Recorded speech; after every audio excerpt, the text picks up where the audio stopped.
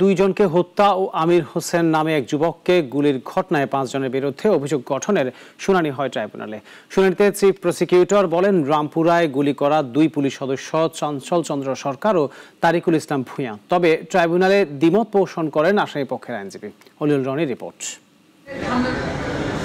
জুলাই গণঅভ্যুত্থানে দেশ জুড়ে যে নাশকতা হয়েছে তার মধ্যে অন্যতম রামপুরা খিলগাঁও। প্রসিকিউশন বলছে শুধুমাত্র 19 জুলাই নিহত হয় 23 জন।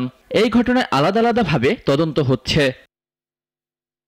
এসব ঘটনার মধ্যে রামপুরার কার্নিশে ঝুলে থাকা একজনকে গুলি করার ভিডিও সামাজিক যোগাযোগ মাধ্যমে ভাইরাল হয়, যেখানে দেখা যায় জীবন বাঁচাতে আমির হোসেন নামে এক যুবক নির্মাণাধীন ভবনের কার্নিশে ঝুলে আছেন আর তাকে গুলি করছেন 2 পুলিশ সদস্য।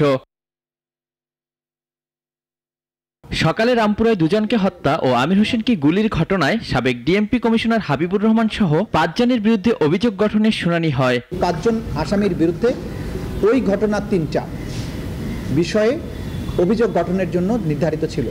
আজকে প্রসিকিউশন পক্ষ তার আর্গুমেন্ট রেখেছেন। তবে আসামি পক্ষের আইনজীবী জানান, ওই দিন রামপুরায় গুলি করা পুলিশ সদস্য চঞ্চল চন্দ্র সরকার না।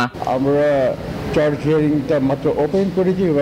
On the other hand prosecution বলে গেছেন মাননীয় আদালত আমাদেরকে আগামী মঙ্গলবার দিন পরবর্তী চার্জ শুনানির জন্য নির্ধারণ করেছেন।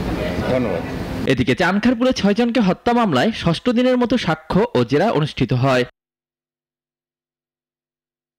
অলিউল রনি, নাগরিক, ঢাকা।